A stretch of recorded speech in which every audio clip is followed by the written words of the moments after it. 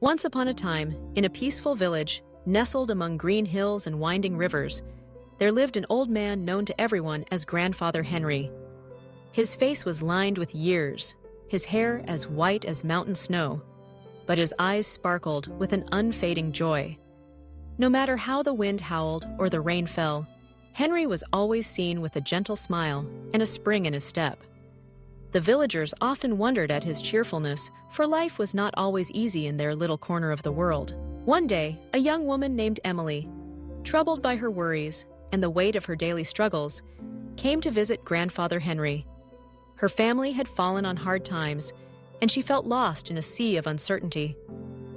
With tears in her eyes, Emily asked, "Grandfather, how do you remain so happy when there is so much hardship in life? Is there a secret to your happiness?"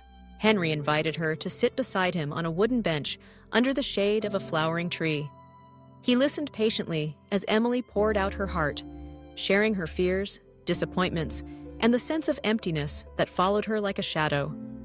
When she finished, Henry smiled kindly and handed her a small pebble he had picked up from the ground. "Happiness, my child, is like this pebble," he began softly. "It is small, often overlooked, but always within reach if you choose to see it." Emily looked at the pebble, puzzled. Henry continued, "Many believe happiness is found in grand achievements, wealth, or praise, but the truth is, happiness starts from within. It is a choice we make every morning with every breath. Life will always have its storms, but we can choose to notice the beauty in a bird's song, the warmth in a cup of tea, or the kindness of a friend." Word of Henry's wisdom spread through the village, and soon, people gathered around him to learn his secret. He encouraged them to keep gratitude journals, writing down 3 small joys each day: a smile from a neighbor, the scent of fresh bread, the laughter of children playing in the fields. At first, some found it difficult, feeling their burdens too heavy to notice anything good. But Henry gently reminded them, happiness is not the absence of difficulty, but the presence of appreciation, even in hard times. He told stories of his own youth, days when he had little to eat and nowhere to sleep, yet always found comfort in the beauty of the sunset or the kindness of strangers. When we look for what is good, even if it is small, our hearts grow lighter, he said. The world does not have to change for us to be happy. We only need to change the way we see it. Emily practiced what Henry taught her.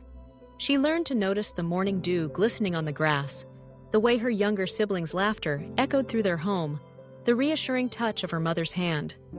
Slowly, the heaviness in her heart lifted. She found herself smiling more, sharing her newfound joy with others, and helping neighbors in need. The village, once marked by worry and complaint, began to change. People greeted each other with warmth, shared simple pleasures, and supported one another through hard times. They understood now that happiness was not something to chase, but something to nurture within themselves. Grandfather Henry's lesson became the heart of the village.